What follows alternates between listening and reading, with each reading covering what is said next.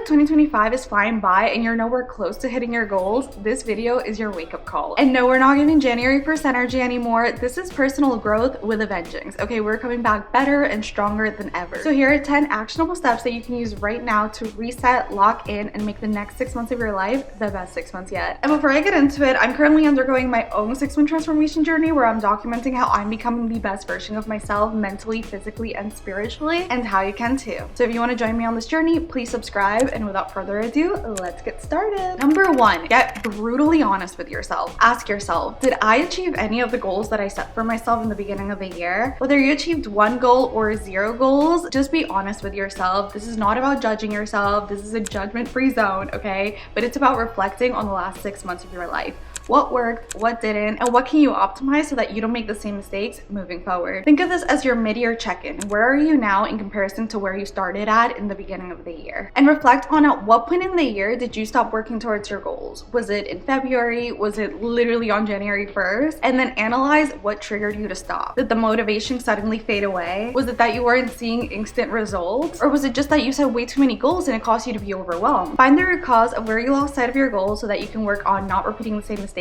moving forward. Again, this is not about beating yourself up. This is just about being the self-aware queen that I know that you are, so that you can continue to work every day towards becoming just a little bit better than you were yesterday. Okay, now that we've been honest with ourselves, it's time to clarify our top 3 goals. No, not 5 goals, not 10 goals, not every single dream you've ever had in your life. And listen, I am a big believer that you can absolutely 1010% achieve anything and everything you want in your life if you truly want it and you work hard for it. However, it is extremely difficult for any one person to focus on more than 3 things at any given time. And even 3 things is difficult enough. Really, you should only focus on 1 thing, but I know you're an overly ambitious queen, so I will let you pick 3 things to commit to. And listen, I have been there where I've tried to adopt 10 new habits at once and it just doesn't work. It is way too many things to keep track of, way too many changes at once, and you will burn out very quickly. So decide, what are the top 3 things that you're gonna work on for the next 6 months that really matter to you? 3 things that if you walk into 2026 having accomplished them, you're gonna feel this immense sense of pride and joy and fulfillment. These goals should both excite you and scare you at the same time. If it's too easy, it's not gonna lead to growth, and if it's too vague, you're not gonna know how to get there. So narrow them down and be very specific. Is it that you really want to get your dream body, and what does that look like? Or is it that you really want to learn Japanese because you're going to Japan next year? Or is it that you really want to run a marathon this year? Sit down with yourself, reanalyze what 3 goals you absolutely want to accomplish this year, write them down, and make them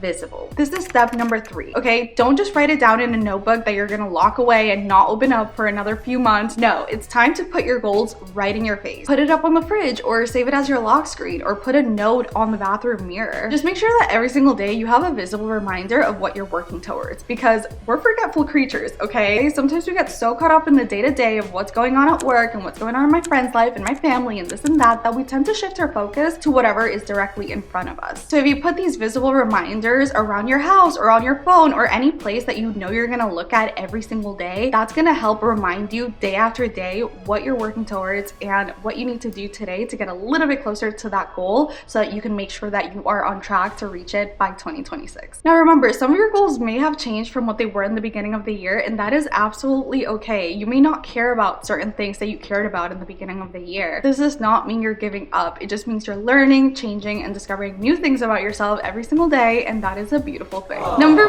4, celebrate your micro wins.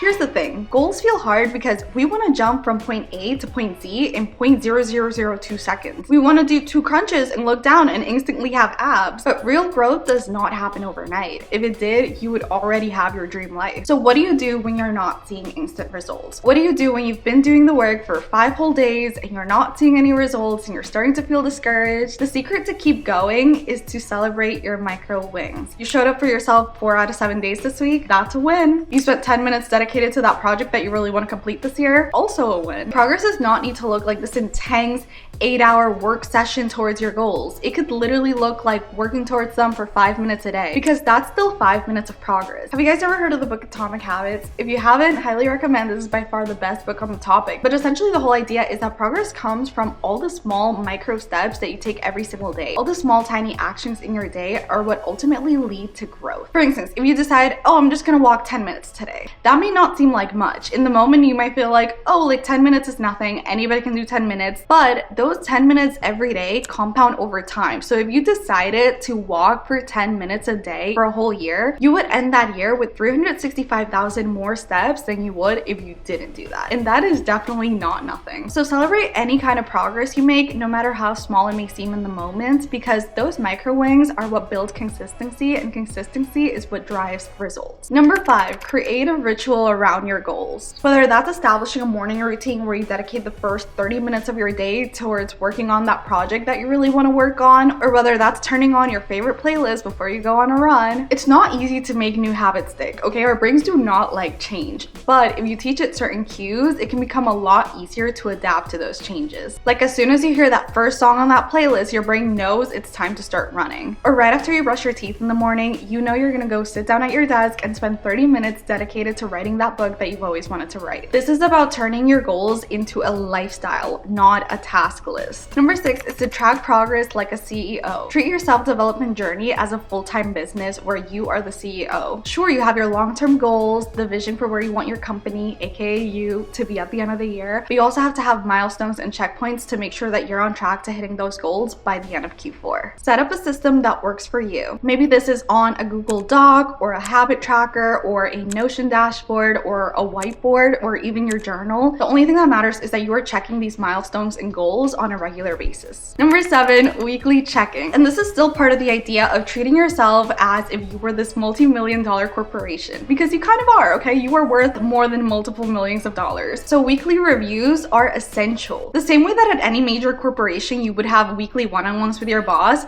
do that with yourself. Yes, actually go in your calendar and set up a 30-minute weekly recurring meeting where you sit down with yourself and you reflect on how the week went. I recommend doing this towards the end of the week, maybe on Sunday night, so that you can reflect on how your week went and what you can do to make the next week even better. So ask yourself the following questions. What did you accomplish this week? How much progress did you make? What were the roadblocks, if you had any? What's your focus gonna be next week? And finally, are you still on track to hit your goals by the end of the year? Then once you've answered those questions, you can realign and prepare for the next week. Number 8, audit your environment. Listen, your environment can either hold you back or pull you forward. So ask yourself, do your surroundings support who you're becoming? Is your space clean or are there clothes everywhere? Is your social media feed inspiring or draining? Do you have a million tabs open on your computer or are they focused and purposeful? You may not realize it, but all of these little things have a major impact on your mood and your subconscious mind. I know I certainly don't feel like my best self when my apartment is messy. So surround yourself with cues that support your future self. Hang up a vision board with all your goals on it so that it's constantly in your face, or put your phone in another room while you get work done so that you're not easily distracted every time your screen lights up. And maybe don't keep your pantry full of all the unhealthy snacks and junk food. Make your space work for you, not against you. Guys, reaching our goals is already challenging enough. There is no need to make it more difficult than it has to be. Number 9 is to master boring discipline. You won't always be motivated, but you can always be committed. The brutal truth is that motivation fades. It's not gonna be there every day. Okay, she's flaky. She is not a series regular. She's a recurring character that comes into your life every few episodes and suddenly is nowhere to be found. So you can't rely on motivation, but what you can rely on is your bestie, discipline. Discipline is doing the hard things when you don't feel like it. In fact, especially when you don't feel like it. It's waking up at 6 a.m. on those days that the bed feels extra cozy. It's going outside for a walk when all you want to do is lay on the couch and watch Love Island all day long. Discipline is what carries you to your goals when that boost of motivation ultimately fades. And every time you do the hard thing when you don't feel like it, you're proving to yourself that you are in fact that girl, and that's when real progress happens. Finally, start before you feel ready. You do not need to have the next 6 months of your life figured out. You don't even need to have the next 2 months of your life figured out. Just take it one day at a time and focus on what you're gonna do today to get just a little bit closer to your goals than you were yesterday. So if you're waiting for a sign, this is it. It is time to reset, recenter, and restart those goals that you pushed aside at some point in the year. And if you made it all the way to the end here, I'm manifesting that this year you're gonna accomplish all the goals you set out for yourself and you're gonna become a better version of yourself by the end of the year. Thank you for watching, and I will see you in the next one. Bye!